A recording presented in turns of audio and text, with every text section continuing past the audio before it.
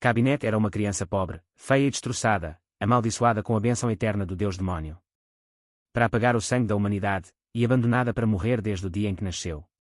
Mas depois que a sua mãe adotiva escravizou nos campos, os animais começaram a morrer misteriosamente na aldeia.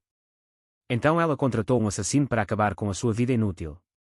Assim, quando Jethro chegou, pediu a Cabinete que se tornasse seu servo, obrigando-o a tomar banho pela primeira vez em anos. Dentro do seu quarto. Jethro apresentou-se como um detetive de fenómenos misteriosos e perguntou-lhe se tinha notado algo estranho na sua aldeia recentemente, percebendo que se estava a referir aos cadáveres dos animais. Cabinete revelou que era ele quem tinha de se livrar dos corpos e disse que encontrava sempre os seus órgãos mastigados por um monstro. Ele tinha notado que isso acontecia todas as manhãs após a lua nova, então Cabinete disse-lhe que aconteceria novamente em 5 dias. Depois, para passar o tempo, passaram o dia a trabalhar nos campos juntos. Mas o primo inútil de Cabinete estava furioso por ele finalmente ter um amigo pela primeira vez na vida. Com o passar dos dias, Cabinete e Jethro mudaram-se juntos pela aldeia e passavam as noites a conversar sobre as vidas que nunca tiveram. Mas um dia, quando Jethro reparou no seu colar, Cabinete disse-lhe que era a única coisa que os seus pais lhe tinham deixado antes de desaparecerem. Então, enquanto Jethro examinava o talismã, percebeu que se tratava de uma pedra da vida, revelando que os seus pais não o tinham abandonado, pois deixaram-lhe um objeto feito pelos deuses. No entanto, quando lhe perguntou se queria voltar a ver os seus pais, explicando que poderia encontrá-los, Cabinete questionou-se se ele queria mesmo conhecê-los. Na noite de lua nova, enquanto Cabinete esperava por Jethro, o rapaz repugnante encontrou-o no exterior e começou a gritar com ele por lhe ter roubado a oportunidade de ir para Tóquio. Mas quando começou a lembrá-lo que os pais o tinham abandonado e que não passava de um inútil, Cabinete disse que não tinha sido abandonado, irritando Shiro. No entanto, quando Shiro lhe arrancou o colar, Cabinete deu-lhe um soco, mas o seu corpo despertou os poderes demoníacos dentro dele. Isso fez-o sentir sede de sangue, e Shiro fugiu. Cabinete conseguiu recuperar o seu colar, regressando à sua forma humana. Quando Jethro chegou, Cabinete disse-lhe que ele era um monstro, mas Jethro percebeu que ele estava sob controle. Jethro contou-lhe que havia demónios à espreita nas sombras, chamados Kimono, e que dormiam com humanos para terem filhos demoníacos. Enquanto Jethro explicava que Cabinete era um desses anios, revelou que o seu corpo era sem sangue e capaz de imortalidade. Admitindo que também não era humano, Jethro invocou uma arma a partir de um fumo fino e disse-lhe que a sua pedra vital estava a suprimir a sua sede de sangue. Por esse motivo, tinha a certeza de que Cabinete não tinha matado os animais e disse que o verdadeiro monstro ainda andava à solta. Ao mesmo tempo, Shiro corria pela floresta, mas quando tentou esconder-se num celeiro, um par de golfos atacou-o. Antes que lhe pudessem devorar o rosto, Jethro matou um deles. Mas quando Cabinete conteve o outro, Jethro disse que a única forma de o parar era cortando a sua cabeça. Com uma reviravolta, Cabinete partiu-lhe o pescoço antes de lhe cortar a cabeça, mas quando repararam numa marca de mordida no seu corpo, encontraram outro golo a devorar um animal. Antes que Jethro pudesse disparar, a criatura quase o esmagou, mas o ataque de Cabinete permitiu-lhe disparar um tiro. Assim, quando a criatura investiu contra Cabinete, embatendo contra uma árvore, Jethro disparou vários tiros. Mas assim que começou a regenerar-se, Cabinete enfiou-lhe um punho na boca, decepando-lhe a cabeça instantaneamente. Quando começaram a regressar, Cabinete revelou que não podia continuar na aldeia, com medo de ser culpado por todos os incidentes. Mas, nesse momento, Jethro apontou-lhe a arma, confessando que na verdade fora contratado para o matar. Ao revelar que a sua tia sempre soube que ele era um demónio, Jethro decidiu perguntar-lhe pela segunda vez se queria conhecer os seus pais. Após chegar a casa, Jethro disse à bruxa feia que se tinha livrado do culpado, oferecendo-se para se livrar do corpo de Cabinete. Mas depois de deixar a aldeia, Cabinete voltou à vida, perguntando-se por que não estava morto. Mas Jethro lembrou ao idiota que era imortal. Depois de chegarem a Tóquio, Jethro levou-o até ao seu escritório, explicando que também era sua casa, e disse-lhe para trocar de roupa. Alguns minutos depois, quando duas crianças feias chegaram, viram o rosto patético de Cabinete e perguntaram-se quem raio era ele. Quando ele apresentou-se, Jethro disse que as crianças se chamavam Shiki e Akira, e perguntou-se desejava juntar-se à sua equipa de caçadores de demónios, mas disse-lhe para repensar a sua vida inútil antes de tomar uma decisão.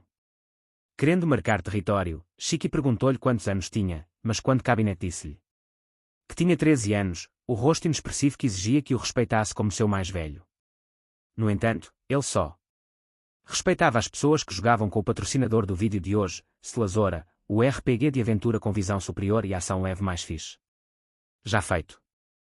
Se adora fantasia com uma mistura de mundo moderno e gosta de uma experiência de combate envolvente através de uma narrativa episódica fantástica, então Slazora é o jogo certo para si. Porque neste mundo fantástico, jogas como o tirano, que desperta no continente de Nova após um sono intemporal e embarca numa viagem repleta de diversão e aventura. Ao longo do caminho, irá recrutar um esquadrão de aventureiros, um trio com personalidades e habilidades únicas, podendo até construir o seu próprio grupo, explorar monólitos misteriosos e descobrir segredos. Dentro deste mundo transformado, cavaleiros empunham telemóveis de flip, aventureiros bebem de máquinas de venda automática e bruxas voam em vassouras enquanto captam manchetes com as suas câmaras, tudo isto acrescentando charme e um estilo distinto à jogabilidade, proporcionando uma mistura perfeita de fantasia e mundo moderno. À medida que a sua viagem se desenrola, as escolhas que fizer serão uma complexa tapeçaria com o destino dos viajantes, afetando os seus diálogos, orientando as suas estratégias e até mesmo direcionando a narrativa. E nesta versão especial, pode adquirir o novo viajante de 5 estrelas Cheetos, um vanguarda aquático, um guerreiro formidável cuja lâmina pode invocar correntes e moldá-las em serpentes aquáticas que atravessam as linhas inimigas. Para além do modo história, existe um reino de novos desafios, por isso utilize registros de corridas anteriores no monolito para enfrentar vários modos de jogo, desde duelos intensos com os melhores viajantes a sinos de balas e batalhas ilimitadas.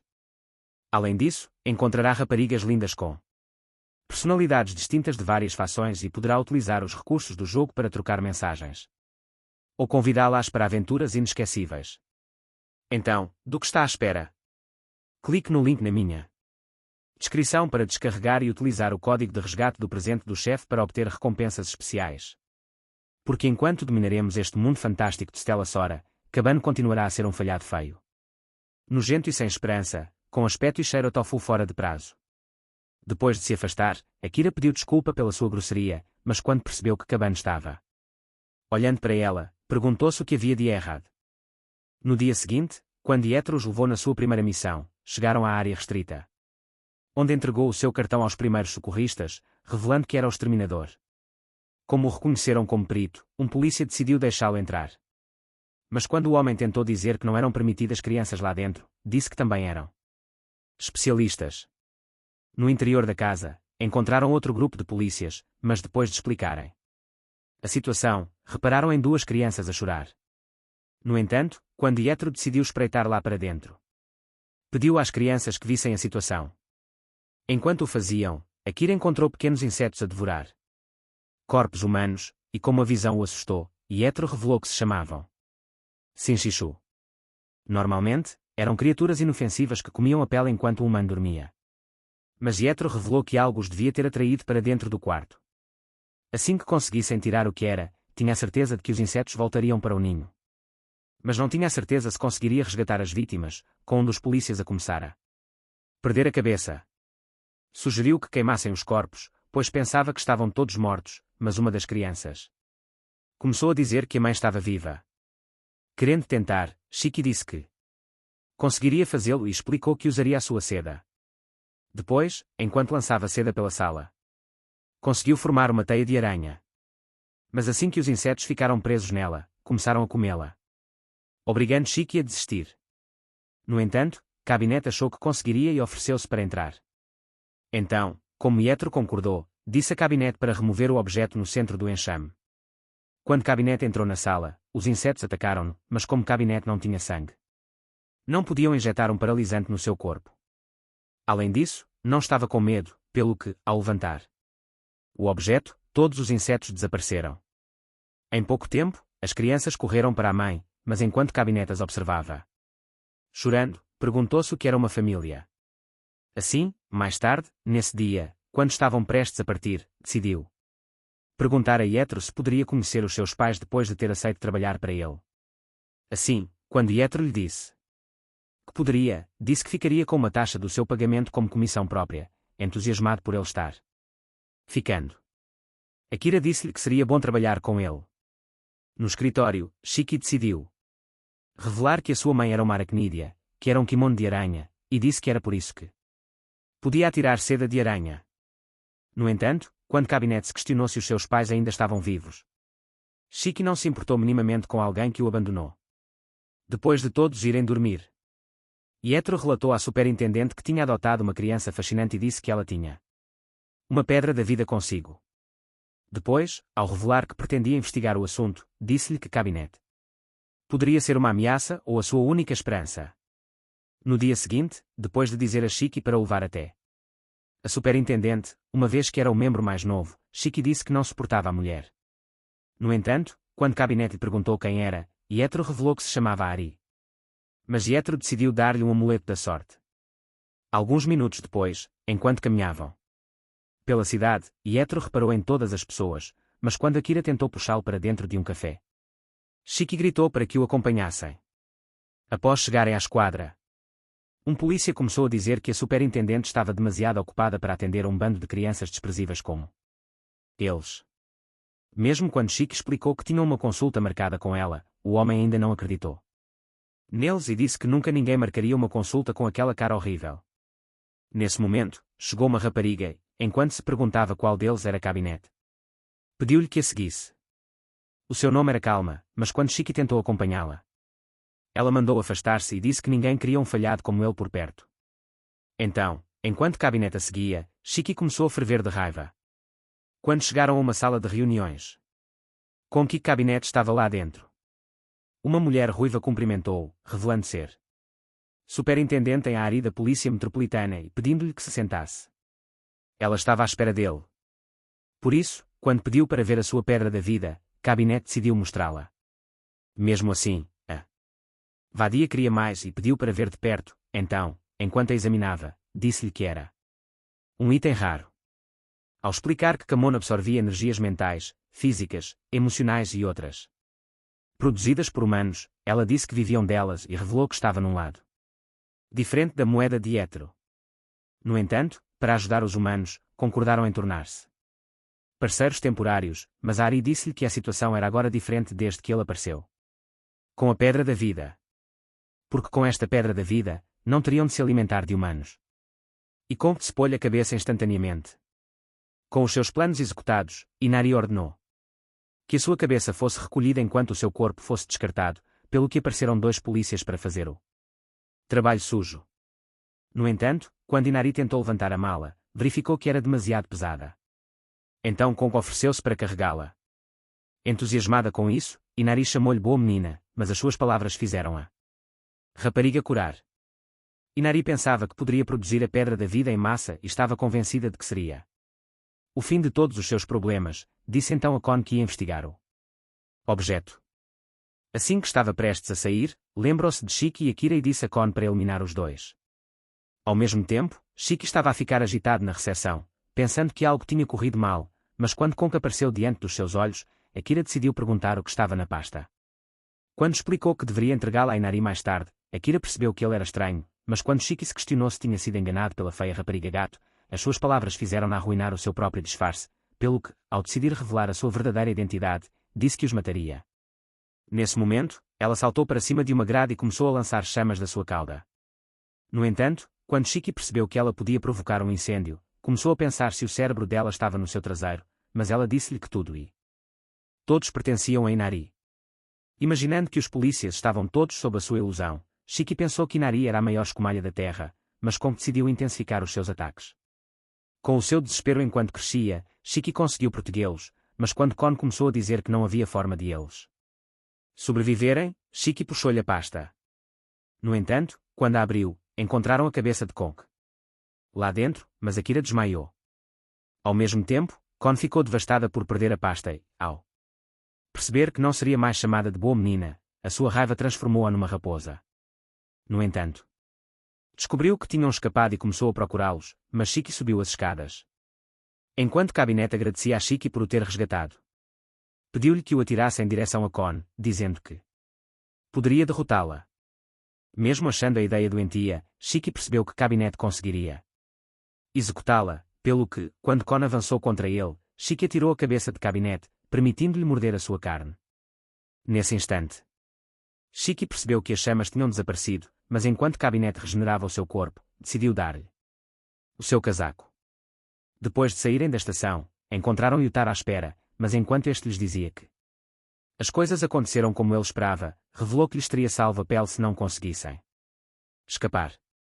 Entretanto, Inari tinha saído de táxi, mas quando a vida Shiloh começou a adorar a Pedra da Vida, imaginando quanto dinheiro ganharia com ela, a pedra transformou-se num Buda.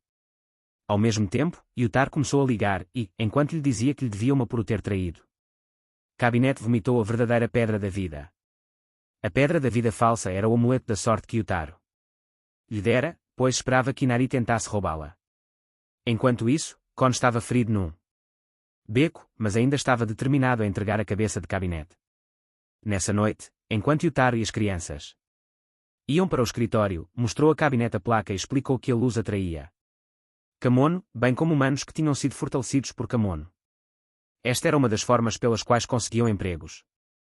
E ele revelou que Inari tinha realmente conseguido. Nesse momento, perceberam que Kon os tinha encontrado. Mas enquanto ainda estava obcecada em adquirir a cabeça do Cabinete, desmaiou.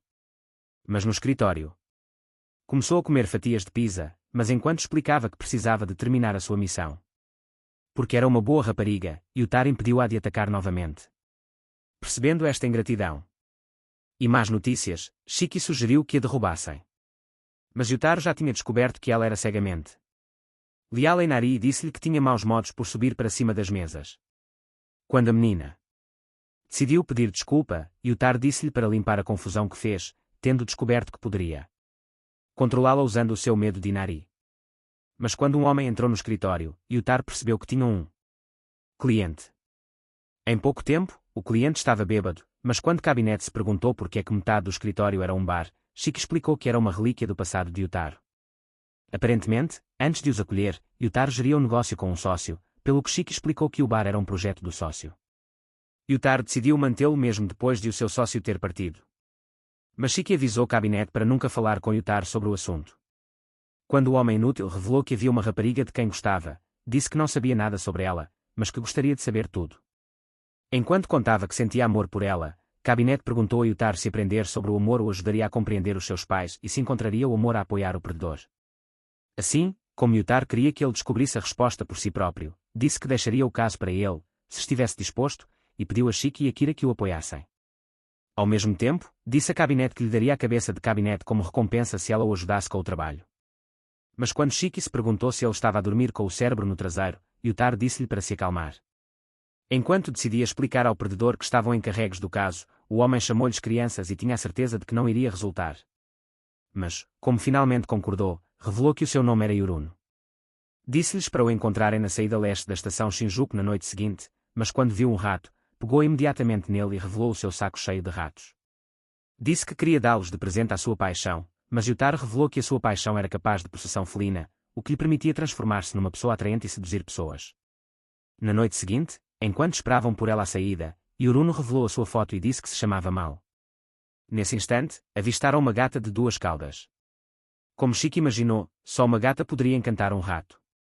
Pensou que fosse ela, então, depois de a seguir até um beco, Cabinete perguntou à gata se era Mal, explicando que eram do consultório de aconselhamento de Yutaro. Então, ela perguntou o que queriam dela. Indo direto ao assunto, Cabinete começou a explicar que o seu cliente se tinha apaixonado por ela e que queria saber tudo sobre ela. Mas, ao transformar-se em humana, disse ao idiota apaixonado que já tinha um lugar reservado para ele. Nesse momento, apareceram 3 gatos feios, pelo que Mal revelou que eram ex-clientes, mas questionou-se porque é que o idiota não se tinha transformado num gato se a sua sedução já o tinha afetado. No entanto, Cabinete disse-lhe que Yuruno estava realmente apaixonado por ela, mas enquanto ela se ria do perdedor, Kan apanhou-a por trás. Ao levá-lo até Yuruno, ela disse-lhe para impor as suas condições, decidindo revelar o seu rosto de rato. Yuruno mostrou-lhe o presente que tinha trazido e começou a dizer que ela era o primeiro raio de luz que alguma vez tinha visto na sua vida inútil. Porque desde que nasceu, todos ignoraram o seu rosto feio de rato, por isso ele pediu-lhe para o transformar num gato e disse que queria viver para ela para sempre, mas as suas palavras deixaram-na maravilhada. Poucas horas depois, após Cabinete e as outras crianças regressarem ao escritório, Yetro disse a Kan para fechar os olhos e, usando uma laranja, criou uma cabeça falsa para ela levar. Mas Shiki perguntava-se se ela acabaria por descobrir que era uma ilusão. No entanto, no dia seguinte, depois de Yetro contar às crianças que Yuruno e Mal se tinham tornado um casal, mostrou-lhes uma fotografia e disse que tinham começado a viver juntos, mas o pensamento quase fez Shiki vomitar. Quando Jethro decidiu revelar que tinha acabado de surgir outro trabalho, explicou que os operários da construção civil estavam a encontrar mortes não naturais no rio que passa sob Shibui e disse que deviam investigar a causa. Algumas horas depois, Cabinet chegou ao rio, mas quando Akira se lhe juntou com um fato de contenção, na esperança de se proteger da sujidade, escorregou antes de ir muito longe. Quando começaram a avançar mais fundo no esgoto, um sapo gigante capturou Akira, mas o seu Cabinet atirou-lhe uma barra de metal. Ele conseguiu apanhá-lo. Antes que pudesse atacar novamente, um cão mordeu, fazendo-o voltar para a água. Akira reconheceu-o como o animal de estimação de Jethro e encontraram uma bolsa de nylon presa a ele. E perceberam que havia uma carta de Jethro, bem como um frasco de sangue. Ao ler a carta, descobriram que o monstro era um dos muitos sapos kimono que se tornaram pais depois de comerem pessoas e perderam o sentido da razão. Como resultado, precisavam ser eliminados, e descobriram que podiam ser atraídos pelo sangue, com o Cabinet pronto para o desafio. Deu instruções a Akira para o despejar no rio e, num instante, vários sapos saltaram da água. Enquanto Cabinet lutava contra eles, com o cão a salvar a pele de Akira, começou a tremer de medo, precisamente quando Cabinet conseguiu salvá-lo novamente. Akira começou a perguntar-se por que era tão fraco, mas ao lembrar-se de que o irmão lhe dissera uma vez para aceitar ser um fraco perdedor, determinou-se a mudar isso e, ao despertar os seus poderes inatos de gelo, congelando tudo à sua volta, percebeu que até Cabinet estava preso no gelo.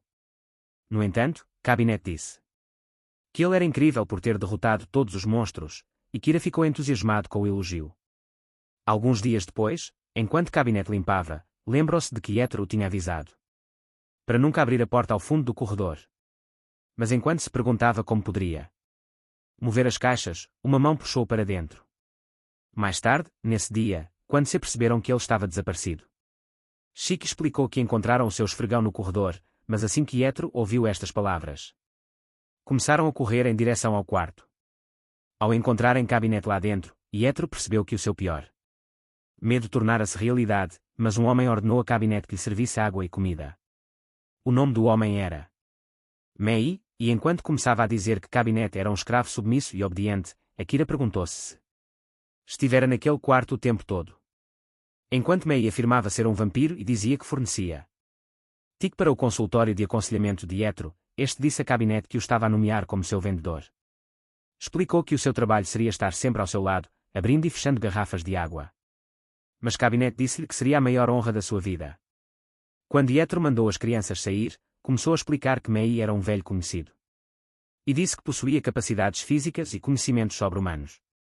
Além disso, tinha alcançado competências e conhecimentos de nível profissional em tudo o que lia, e estava mesmo a começar a ficar cansado deste mundo, até que se envolveu com os jogos online japoneses. Enquanto Jethro continuava a dizer que era melhor para ele jogar, disse-lhes que Mei podia ser um verdadeiro idiota quando estava ocioso. Mas, ao admitir que era responsável por proteger todos os seus dados, avisou-os para se manterem afastados do seu quarto. No entanto, no dia seguinte, Cabinet estava a servir-lhe água novamente. Mas quando Shiki avisou Mei para não transformar Cabinet num escravo, Mei decidiu desafiá-los para um braço de ferro, dizendo que libertaria Cabinet se vencessem. Assim que Shiki aceitou, perdeu todas as tentativas. E mesmo quando Cabinet tentou, perdeu logo no início.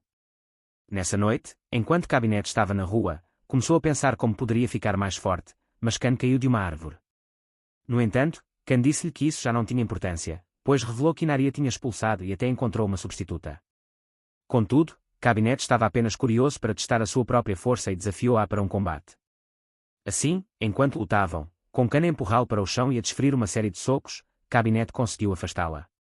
Nesse momento, a menina começou a chorar e, ao chamar-se má por perder, Cabinet decidiu segurar-lhe a mão.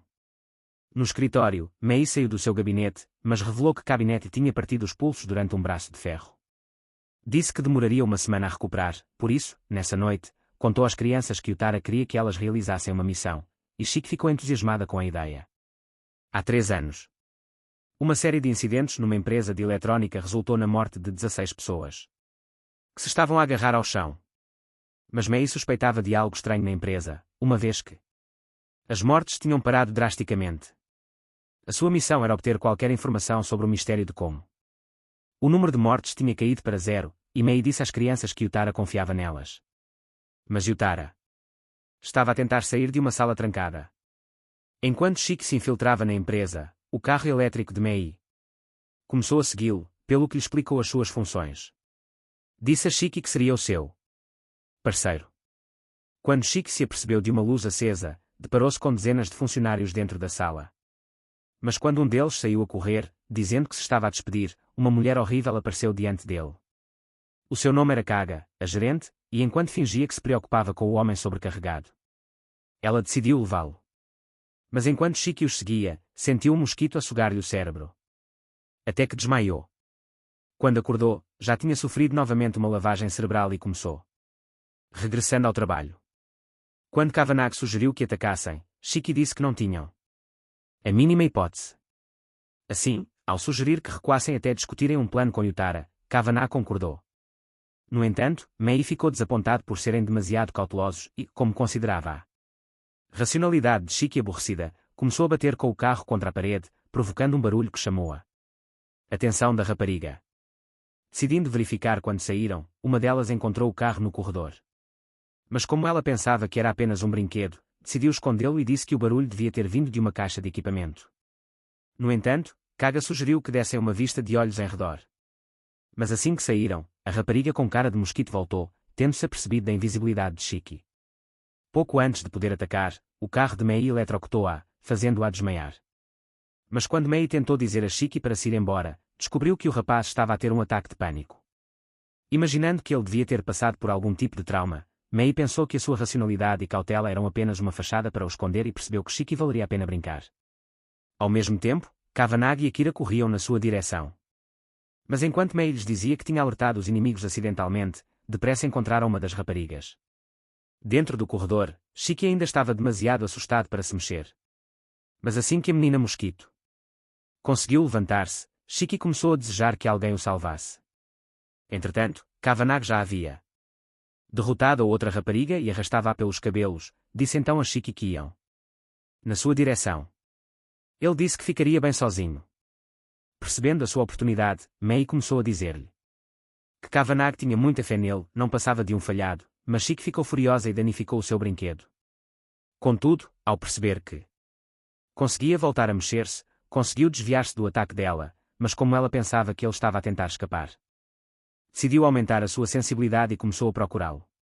Enquanto isso, Mei observava tudo no escritório e, assim que descobriu o plano de Shiki, a menina mosquito começou a sentir o seu cheiro por todo o lado. No entanto, quando tentou atacá-lo, aleatoriamente, ficou presa nas suas teias, e Shiki revelou que estivera no teto o tempo todo. Depois, ao pousar nos seus olhos, nocauteando-a, logo caiu exausto. Nesse instante, lembrei-me de que Yetro lhe dissera uma vez que descobrira algo sobre os seus pais. E mesmo que se recusasse a ouvi-lo, dizendo que o passado não tinha importância, perguntava-se agora se estava pronto para aquela conversa. Nesse momento, Kavanagh e Akira chegaram. E enquanto lhe diziam que era impressionante, logo conteve Kaga. Quando Akira se questionou sobre qual deveria ser o próximo plano, Kavanagh sugeriu que acabassem com elas, pelo que, como Shiki concordou, a última das raparigas chegou. O seu nome era Nika, e enquanto começava a chamar as duas raparigas de uma vergonha para a vida adulta, ela pediu desculpa em nome delas e sugeriu que deixassem tudo passar como um segredo, pois era a única forma de as deixar sair vivas. No entanto, Kavanagh disse-lhe que não seria o mesmo que a sua cara fosse mais feia do que o formato do seu rabo, e disse que a impediria para seu próprio bem. Pensando que não tinha qualquer hipótese, Kaga tentou dizer a Nika que Kavanagh era mais forte, mas a cadela começou a sugar o cérebro da outra rapariga, acabando por drenar a força vital dela. Enquanto começava a sugar Kaga, os fluidos combinados transformaram-na num mosquito alado, e ela disse-lhes que não os deixaria arruinar a sua preciosa despensa. Assim que ela começou a avançar na direção deles, desviou-se dos fios de seda de Shiki e pegou em Kavanagh antes que ele pudesse atacar os seus pontos vitais. Como as suas tentativas de a pontapear falharam, percebeu que ela era mais forte, mas ela apunhalou no coração. Com Shiki a ficar desesperada para o salvar, começou a avançar. Mas ela derrubou-o. No entanto, quando Akira tentou libertar os seus poderes de gelo, percebeu que precisava de água, mas o mosquito fê-lo adormecer, sendo Kavanagh o único miúdo restante. Imaginou que Nika acabaria com Shiki e Akira se conseguisse derrotá-lo. Mas quando começou a tentar resistir, o seu aperto forte fez com que os seus ossos se partissem. Percebendo que estava a fazer tudo errado, Mei decidiu dizer-lhe que a razão de ele não ser forte o suficiente para a dominar era porque estava usando apenas a sua força humana, e instruiu-o a usar a força do seu kimono. Ele pediu-lhe que usasse os seus instintos para descobrir o que era mais importante para ele, e Kavanagh percebeu que era derrotá-la e salvar os seus amigos. Descobriu que o seu instinto era o seu coração. Naquele momento, despertou os seus poderes inatos, curando a sua mão partida e dominando Nika. Antes que ela se apercebesse, arrancou-lhe os braços, mas enquanto a feia vadia se perguntava como é que ele tinha conseguido fazer aquilo, Kavanagh percebeu que era o mesmo poder que sentia quando Shir lhe tirava a pedra da vida. Quando estava prestes a arrancar as suas pernas, Yetro ordenou-lhe que parasse e pediu-lhe que voltasse para junto dos outros. Enquanto explicava que foram contratados apenas para investigar, disse que Inari trataria do resto, mas naquele momento, chegou uma criança assustadora. Apresentou-se como Haru e disse que trabalhava para Inari. Mas enquanto pedia a Kavanagh que se afastasse, marcou o corpo dela com pequenas luzes, antes de estalar os dedos para o incendiar. Com a rapariga reduzida a cinzas, Haru explicou que não podiam deixar nenhuma evidência para trás e continuou a consumir as outras raparigas. No entanto, quando Kavanagh estava prestes a partir, Haru disse-lhe que Inari não tinha desistido da sua pedra da vida e revelou que o estava espionando. Ao avisá-lo para ter cuidado, disse-lhe que só estaria em segurança se entregasse a sua pedra da vida voluntariamente. Mas quando Kavanagh lhe perguntou por que estava a revelar isso, Haru disse que odiava Inari. Alguns dias depois, no escritório, Shiki decidiu perguntar a Yetro sobre o que tentara revelar sobre os seus pais e disse que agora estava pronto para saber. Assim, na semana seguinte, começaram a ir à sua cidade e Kavanagh deu-lhe os parabéns. Mas Shiki achou que não conseguiriam ver os pais. No entanto, decidiu explicar que vivia com o tio antes de se mudar para a casa de Yetro e disse que até viveu com a mãe. Depois de chegarem à cidade, Yetro disse às crianças para esperarem numa loja enquanto estavam lá dentro. Kavanagh encontrou a lenda de Nishikagumo. Ao decidir ler o livro, verificou que era a história de uma aranha que conseguia tecer teias de ouro, mas Shiki pensou que nunca tinha ouvido uma história pior.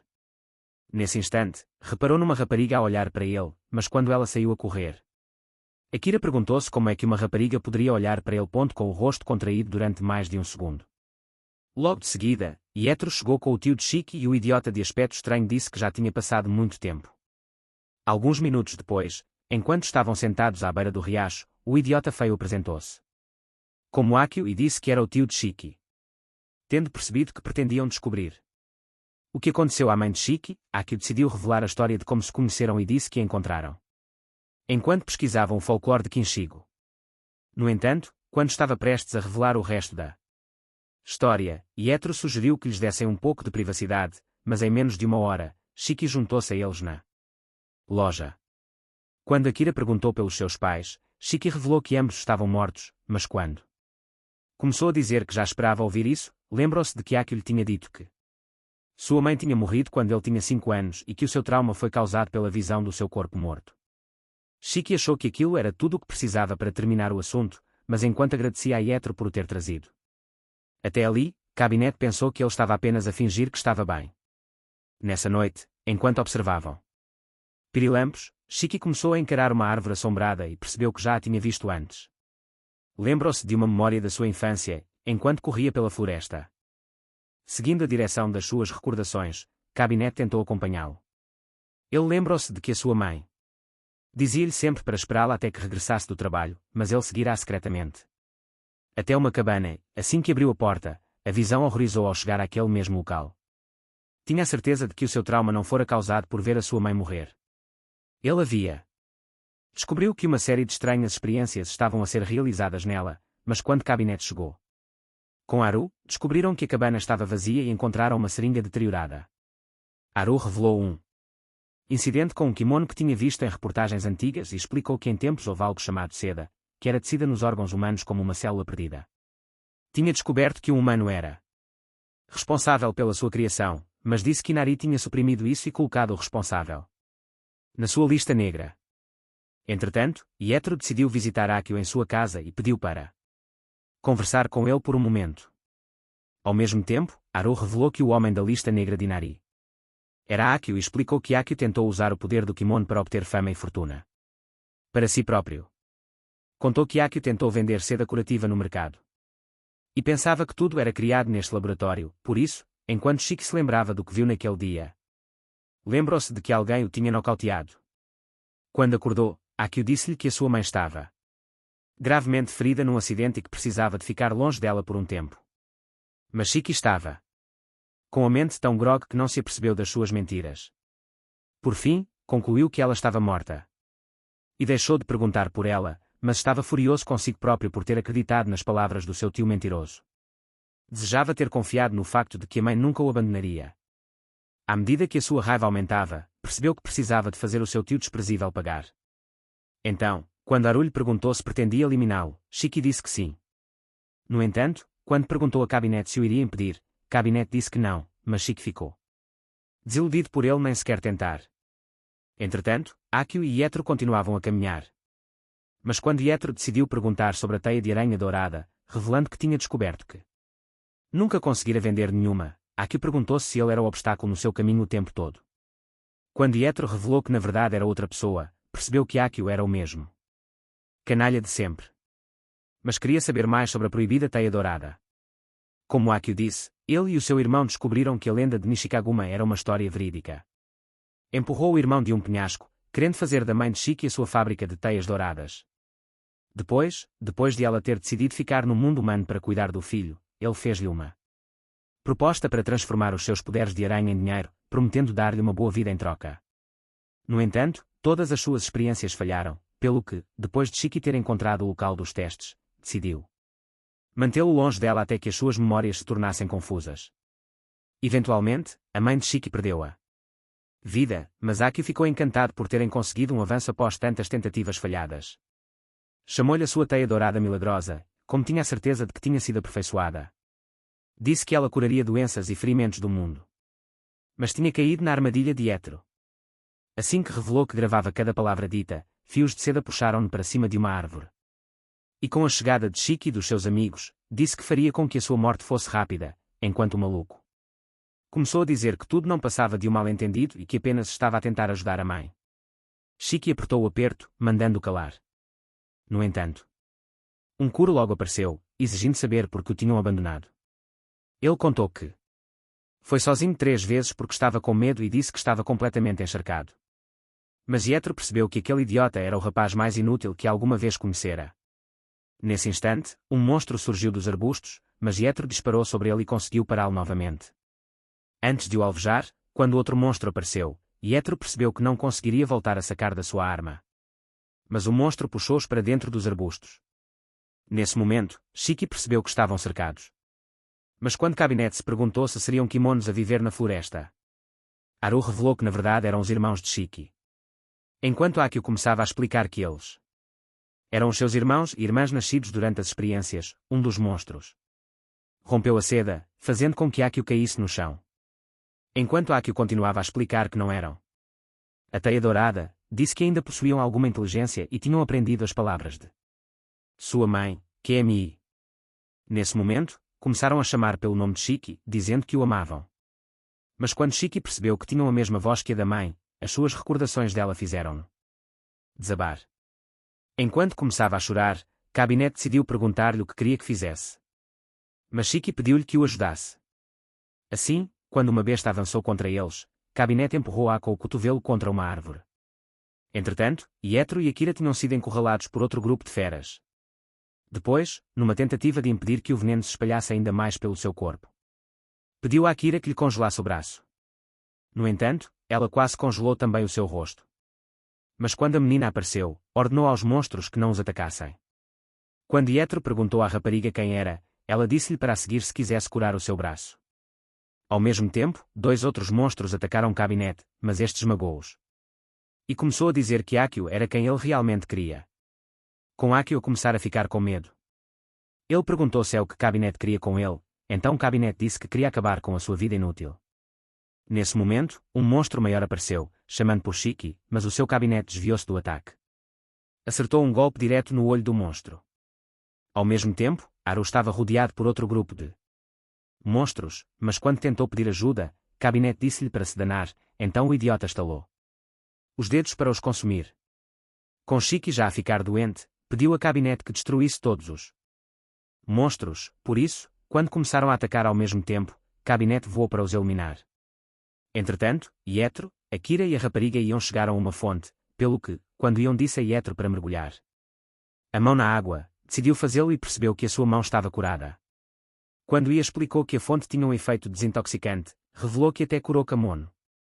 Mas disse que precisava de fazer uma pergunta a Akio antes de ser enviado para o Nirvana. Do outro lado da floresta, Cabinet tinha eliminado todas as criaturas estranhas, pelo que, enquanto regenerava o seu braço, atirou o perdedor para longe. Sem mais nada para o proteger, Cabinet disse a Shiki que podiam matá-lo agora, mas Shiki desculpou-se por o ter feito sujar as mãos. Ao ouvir a voz da sua mãe nos monstros, Shiki percebeu que matar Akio não traria a sua família de volta e disse que o seu único desejo era voltar a ver a mãe.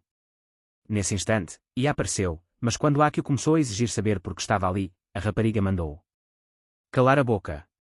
Mas quando Akio continuou a gritar para ela ir embora, Shiki perguntou-se por aquele maluco estava a ficar tão desesperado.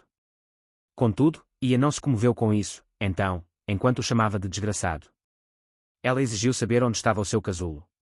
Querendo permanecer uma idiota até ao fim, Akio disse-lhe que nunca revelaria, mas quando Kamono começou a pensar quem era a rapariga, Ia disse que ainda não podia revelar a sua identidade. Querendo retribuir a sua ajuda, Iter ofereceu-se para ajudá-la a rastrear o casulo e disse que já andava de olho em Akio há muito tempo. Ao marcar o número de Mei, Iter pediu-lhe que verificasse posições suspeitas na base de dados de Akio.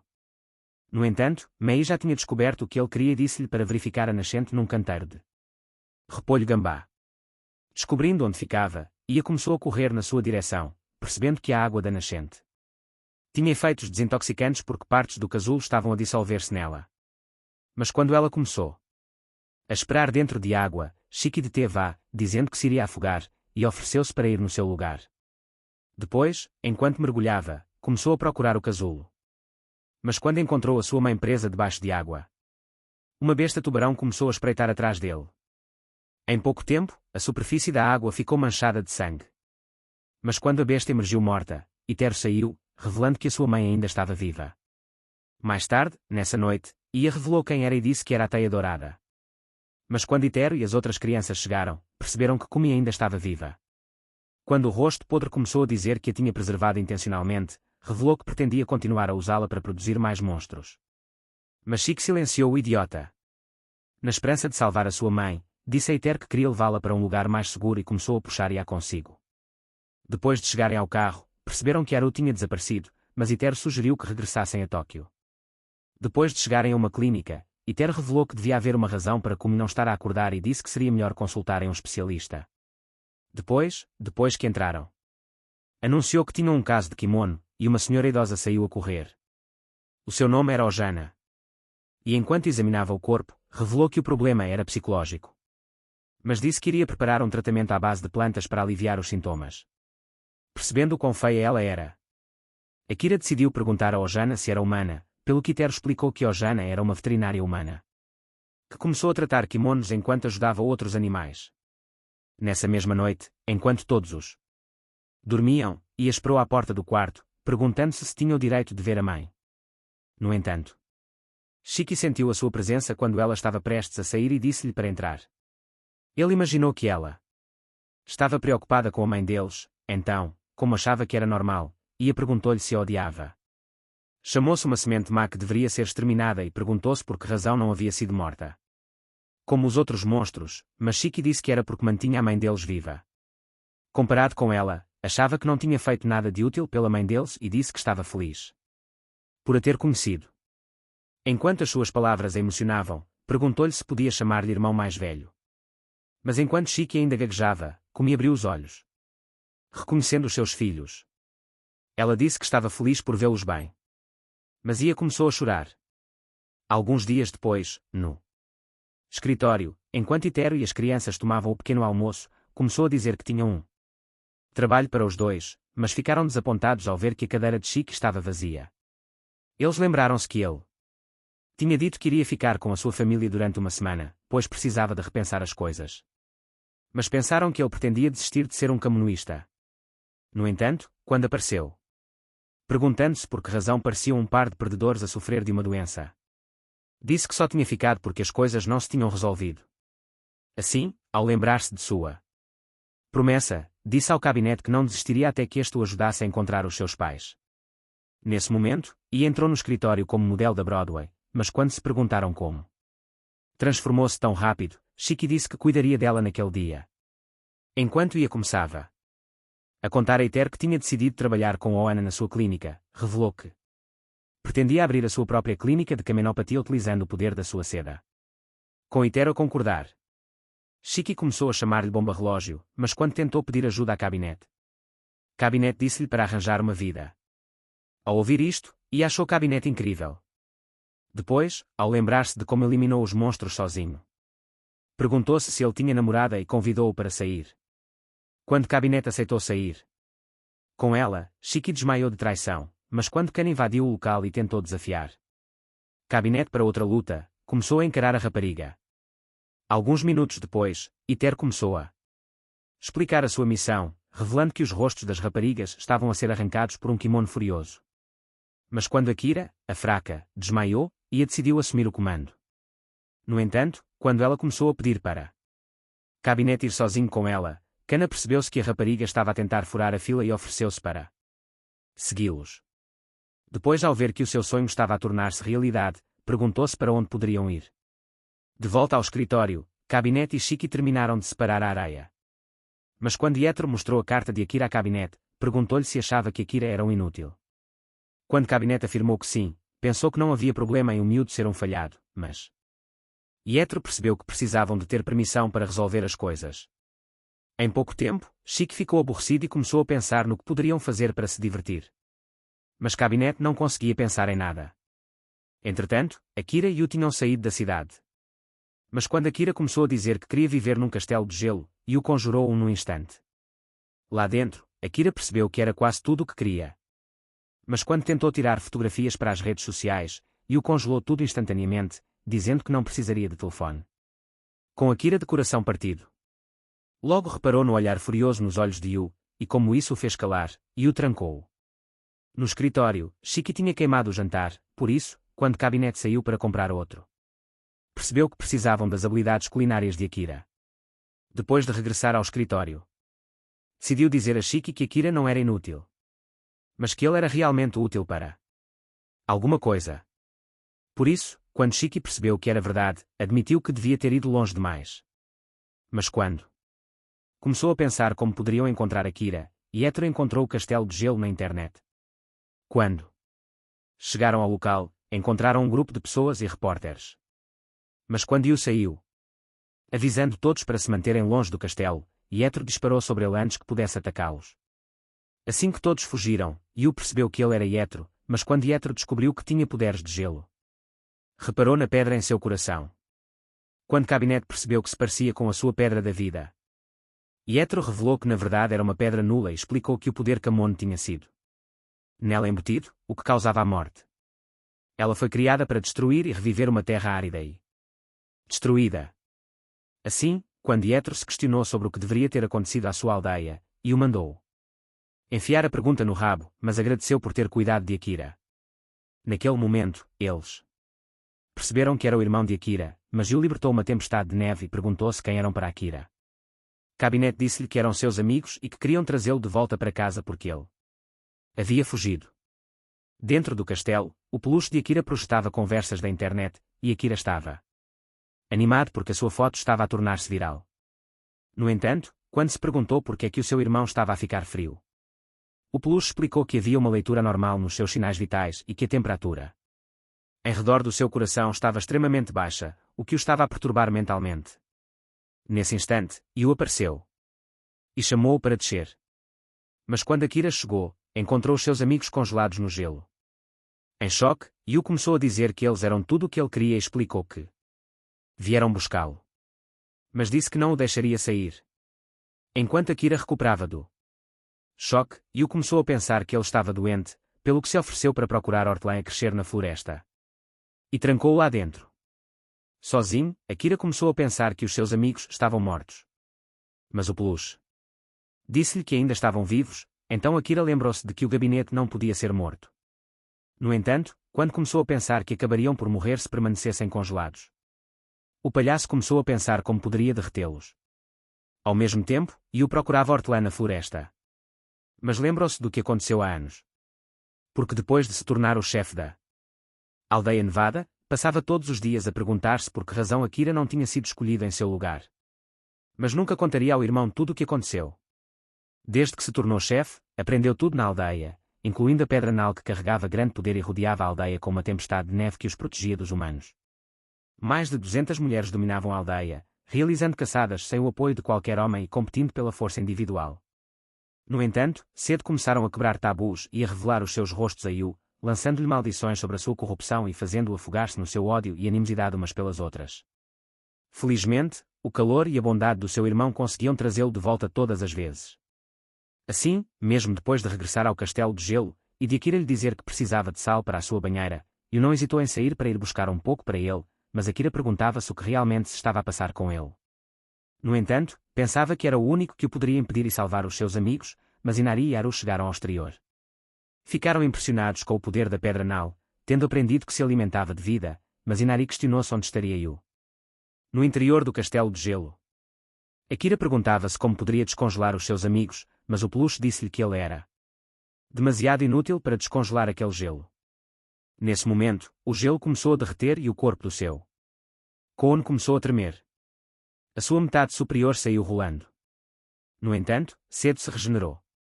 Mas quando explicou o poder da pedra nal, Akira percebeu que era responsável pelo imenso poder de Yu. Quando Koon começou a dizer que precisava de o derrotar, Akira percebeu que ele pretendia lutar com o seu irmão e temeu que isso só acabasse em desastre. Mas quando Koon se desculpou por o chamar de inútil e disse que ele era importante para eles, pediu-lhe que voltasse ao escritório. No entanto, Akira decidiu recuar e começou a dizer que na verdade tinha dito ao seu irmão lidar com eles, enquanto atirava o seu peluche para longe. Pensando que ele estava apenas a fingir. Koon começou a perguntar-se por que estava a mentir, mas Akira disse-lhe que sempre se sentira assim. E disse que o odiava. Nesse momento, Yu chegou, mas Akira protegeu Koon antes que este pudesse atacar. Então, enquanto dizia a Yu que já não se preocupava com os seus amigos, sugeriu que deixassem o castelo. No entanto, enquanto caminhavam pela floresta, Akira esperava que Koon cuidasse tudo. Ao mesmo tempo, no castelo, o peluche decidiu explicar o plano de Akira para Koon. Então, depois de banhar o Ater e o Shiki em sal, enfiou o peluche entre eles para gerar calor. Assim que se distraiu, Inari apareceu diante dele. Mas enquanto se perguntava como é que a vadia tinha entrado, disse-lhe que estava atrás da pedra nula e perguntou-lhe se a ajudava. Dentro da floresta, Yu e Akira afastavam-se, mas Yu lembrou-se da vez em que passearam juntos pela aldeia. Akira perguntou-lhe se o seu dever como chefe era difícil, tendo notado que estava sempre sombrio. Mas Yu disse-lhe para se concentrar na única coisa estúpida que sabia fazer, que era sorrir, e pediu-lhe que se mantivesse puro. Ele pensou que Akira seria forçado a tornar-se um chefe assim que as mulheres descobrissem que era um homem, e que todas competiriam para receber o seu sêmen. Então, decidiu convocá-las e pediu-lhes que permitissem que Akira deixasse a aldeia em troca de ele satisfazer todos os seus desejos. Depois de concordarem, Yu disse a Akira para ir para sul encontrar Ietro em Tóquio, prometendo juntar-se a ele em breve. No entanto, quando soube que as mulheres pretendiam matar o seu irmão, decidiu confrontar a líder. Mas quando elas tentaram contê-lo, Yu conseguiu escapar. Dentro da floresta, sentiu alguém a aproximar-se. Então, enquanto cobria Akira com grandes cristais de gelo, transformou-os numa jaula, mas Haru apareceu numa árvore. Desesperada por se livrar dele, Yu atacou com gelo, agarrando-lhe o pé quando ele saltou, mas Haru derreteu o gelo, transformando-se numa raposa. No castelo de gelo, Inari explicava que a pedra nula era como a pedra da vida e disse que Cabinet poderia aprender mais sobre os seus pais se conseguisse obtê-la. Mas quando pensou que era mais um dos seus truques inúteis, Ietro disse-lhe para prosseguir. Com o homem ainda congelado, Cabinet questionou-se como é que ele conseguia falar, pelo que o peluche explicou que estava a transmitir a sua mensagem com base no tom do seu coração e nas suas ondas cerebrais. Enquanto Ietro convencia de que Inari não os atacaria, pediu-lhe que salvasse Akira, pelo que Cabinet fugiu. De volta à floresta, Haru corria por entre os arbustos, mas quando invocou meia dúzia de clones, e o lançou cristais de gelo para os eliminar. Antes de lançar outro conjunto de cristais sobre os outros, Haru continuou a correr pela névoa, e, assim que se apercebeu que Yu estava distraída, tentou roubar a pedra nula, mas esta definhou a sua mão. Percebendo o que ele queria, Yu disse que a pedra não lhe serviria de nada. Mas, enquanto Haru decidia esconder-se, pensou que Inariu tinha enviado intencionalmente para a recuperar, mesmo sabendo que era perigoso, concluindo que era impossível, mas a rapariga com o cérebro desligado tentou convencê-los de que não era verdade, decidindo entrar no jogo. Yetro concordou que ela os seguisse, então, enquanto dizia à Cabinete que finalmente estavam iniciando o seu pedido para encontrar os seus pais, partiram juntos. Vejam o próximo vídeo, até à próxima, meus colegas mestres lendários da trama.